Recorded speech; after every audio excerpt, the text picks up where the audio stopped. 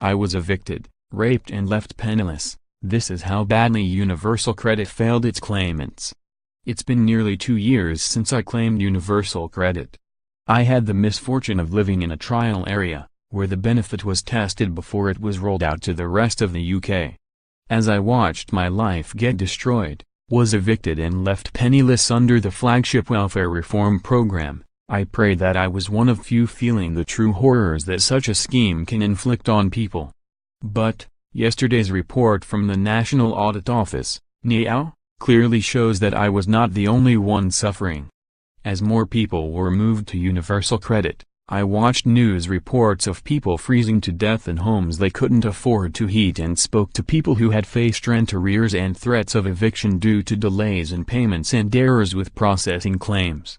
I found it hard to believe when MPs stood up in the House of Commons and spoke of how there were only a small number of issues with Universal Credit and that these were being tackled. I questioned how they could be so blind to the pain people were dealing with. Were they honestly not aware of what was happening? Did they not want to look at the damage being caused?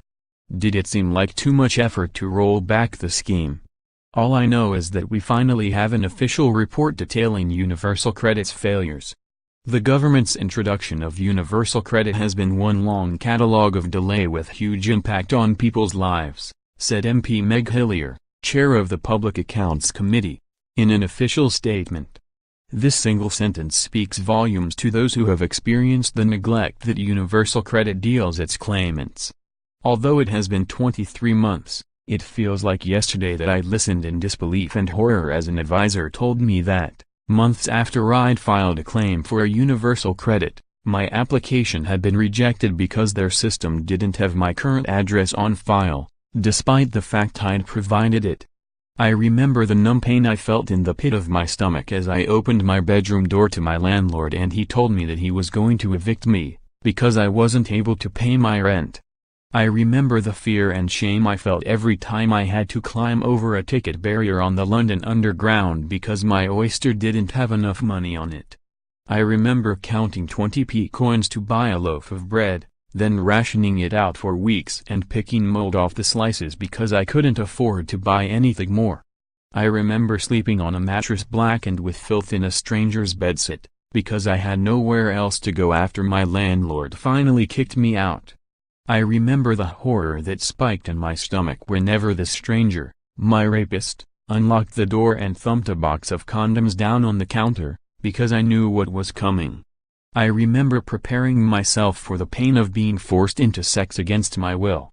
I remember stealing food so I wouldn't starve, and part of me was hoping I'd be caught and sent to jail, because at least then I wouldn't have to worry about food, money, staying warm, and being raped. When I first started writing about Universal Credit, I was tweeted stories from people who had endured similar levels of pain. Stealing to survive is a reality, one of them said. Solidarity, I replied, as did others. It became the word we used to express our shared understanding of what we were going through. We were ordinary, hard-working people who had fallen into unlucky circumstances, and been kicked when we were already down.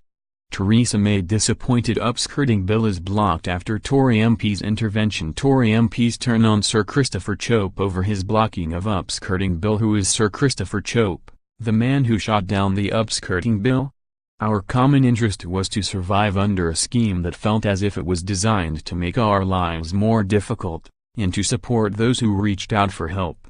Because we knew that Universal Credit would not help us. The people who did were complete strangers. Those who provided me with the tools I needed to get my life back on track, a home, toiletries, food and someone to talk to. I only got these resources after I'd suffered at the hands of a government resource that claims to provide support to those who need it. The hardest reality I had to face as a Universal Credit claimant was being dealt the response that the system was working correctly and that, in fact, I wasn't working hard enough. The 40 job applications a week that I was putting in, the numerous interviews I was being rejected from for simply not being the right fit at the right time, it was all my fault, because I wasn't working hard enough. As a whole, we felt we were somehow to blame for the circumstances that had led to our unemployment, And it was our fault if we were neglected by universal credit. We felt too scared to call out the system for effing us up, for fear it'd F us up more and take away the meager allowance dribbled out to us when they felt like it.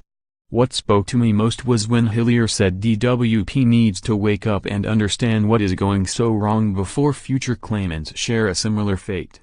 This is what I had hoped for, as I was starving, homeless and penniless after being abused by universal credit. Will the Department for Work and Pensions, DWP, actually wake up and admit they could be the ones at fault after this report, or will it be dismissed, with countless more lives to be destroyed?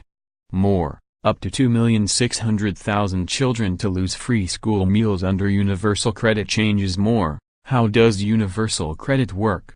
More. Universal credit and applying for benefits destroyed my life and led to poverty, homelessness and abuse.